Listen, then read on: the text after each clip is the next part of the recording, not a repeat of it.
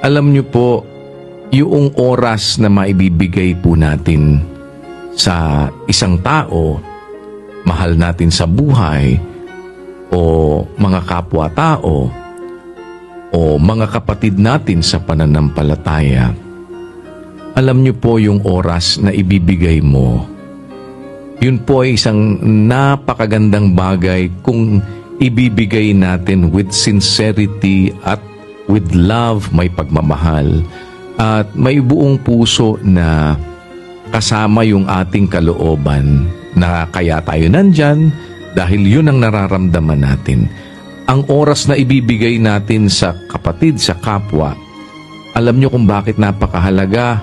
Kasi ang oras po, hindi mo na mababawi. Pag ibinigay mo ang oras, hindi mo na maibabalik yun eh. Hindi na mababawi yun. Parang ang you cannot turn back the hands of time. Lumipas ang 1:00 ng hapon ngayon, araw ng Biyernes, Hunyo 14, hindi na tayo makakabalik ulit dun. Hindi naman, parang yung pinapanood nila na may time machine ka na pwede mo pang balikan. Kaya po, yung makapagbigay tayo ng panahon, ng oras, sa mga mahal mo sa buhay, sabi nga, quality time, kahit na ilang oras lang yan, na ginugol natin. Alam nyo, kaya ako po natutuwa pag nakikita ko yung mga kapatid nag-spend ng time. Talagang lumalabas para magbigay ng oras nila kagaya ng ginagawa ninyo ngayon, mga kapatid, na napakasaya sa kalooban. Sa aking bahagi po yung pagmasdan kayo na meron kayong inilalaan na panahon para magpakita ng pagmamalasakit sa kapatid. Ang panahon po na yon, ang oras na yon, ay isang bagay na hindi mababawi kapag ibinigay na natin. Kaya po, salamat sa Diyos at sana pagpatuloy natin, mga kapatid, na pakita natin ang pagmamalasakit sa isa't isa na alam nyo, totoo yun. Lalo na pag umiidad ka na, yun lang may makikinig sa'yo.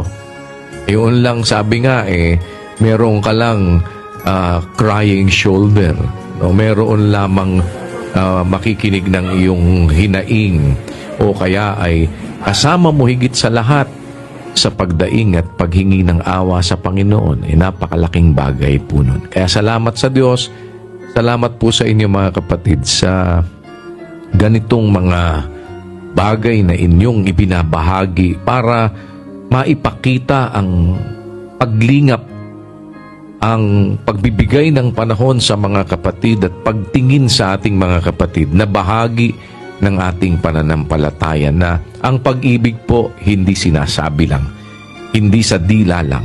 Kung hindi sabi nga ni Juan, huwag tayong magsiibig ng salita ni ng dila man, kundi ng gawa at katotohanan.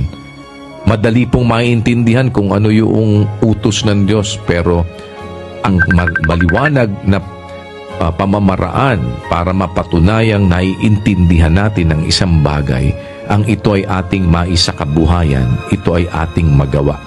Dahil hindi ang tagapakinig ng kautusan ang inaaring ganap, ang sabi po ni Pablo sa mga taga-Roma sa 2:13, kung hindi ang nagsisitalima sa kautusan ay aariing mga ganap.